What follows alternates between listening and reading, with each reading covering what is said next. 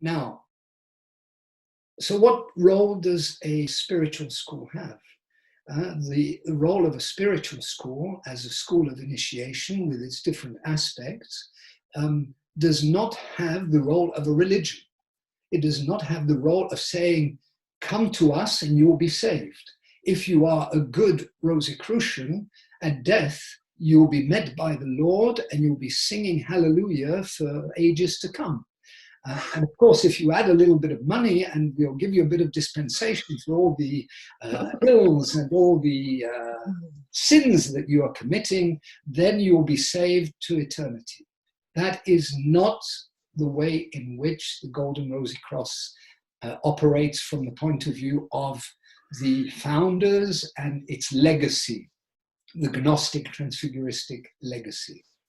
It is to create a community, to create a power field, a force field, which is necessarily going to be stronger than each one of us individually. But yesterday, a friend from Brazil who lives thousands of kilometers away from any temple, will never be able to go to an outside temple. We understood each other fully because he's linked. He's linked by his inner being. And then it is to explore continually, is that inner being a sham light or is it the true light?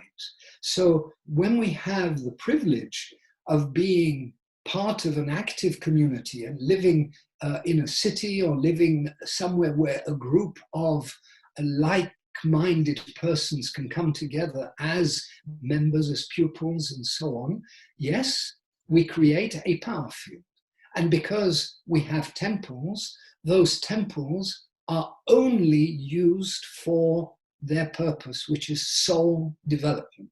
It's not, so they are, and of course they have to be cleansed and cleaned continually, but they are focal points for that incoming light, force and energy.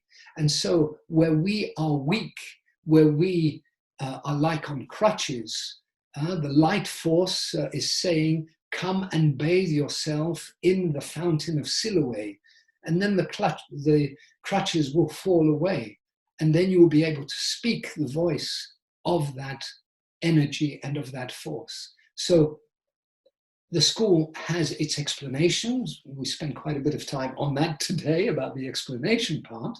But then, as Jose also said, we can now move into a new state of consciousness where we can be co-builders, where we build both the inner temple and also the outer temple.